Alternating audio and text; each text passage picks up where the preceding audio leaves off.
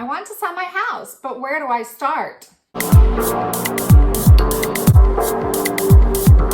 The easiest way to sell your house, even in a huge seller's market as it is going to be, of course, to hire a professional to handle it all for you. But if you want to go this route alone, let me give you some tips on where to start.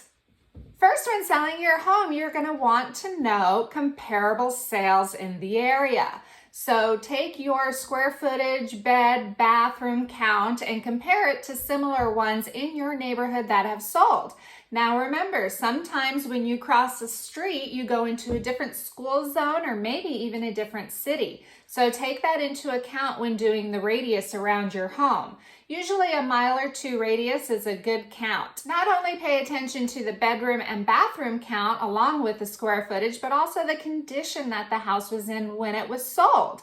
Most of the websites now, like Zillow, Realtor, you can see what homes sold for in your area, and they'll have lots of pictures to check out the condition so you can compare it to yours. One of the most important things when it comes to condition is going to be curb appeal. So if you have some time, I would definitely recommend watering your lawn, trimming back your bushes and trees, maybe planting a few flowers and touching up paint. It doesn't have to be a whole overhaul, but when somebody drives up to your house, it's the first thing that they see. So the easiest way to make your home more appealing would be the curb appeal. Since you've decided you're going to move, you might as well start packing. That will also reduce the clutter and personal items that are in your home.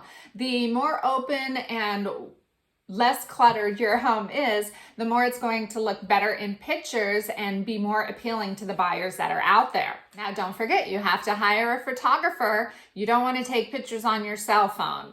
That doesn't come out too well. So hire a great photographer so they can shoot your house to make it look its best. You're going to want to get in touch with a title company so you can figure out all the legalities and paperwork and possibly hire a lawyer so they can look it all over and explain it to you as well. Once you get offers, you're going to have to review all the offers.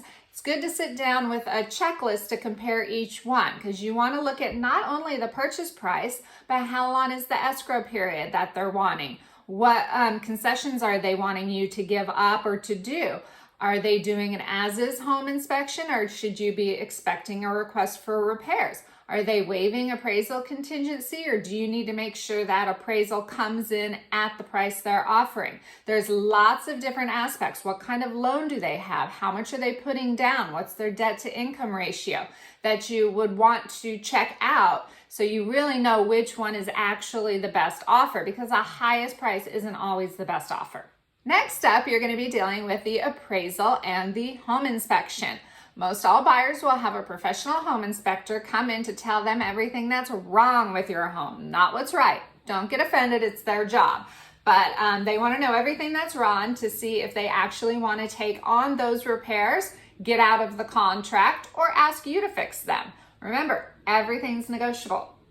Next is the appraiser. You'll need to meet with him to justify the sale price of your home. Remember those comparables that you pulled before? You're going to need those ready so you can justify why somebody is paying more or less for your house to the appraiser. You want to make sure that the appraisal comes in at value or as close as possible, or you might be asked to lower your sale price or pitch in for the difference between the appraisal price and the sale price.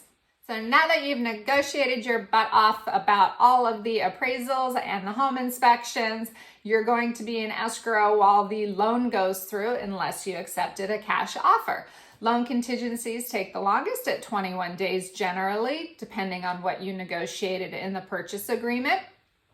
And that is to make sure that the loan is going to go through on the purchase of your home. So it's a good idea to have the lender's phone number and to keep in close contact with him as well. Don't forget, while you're doing all this, you gotta pack. So you gotta pack and get ready to move out of there.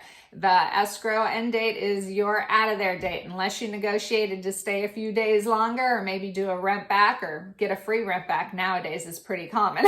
But other than that, you're gonna be packing up, handling all the sale, and don't forget to get your utilities and everything changed before you're out of there as well. Lastly, you're going to be looking at closing escrow and getting paid. Yay! So, as always, if you have any questions or need any help, I'm always available.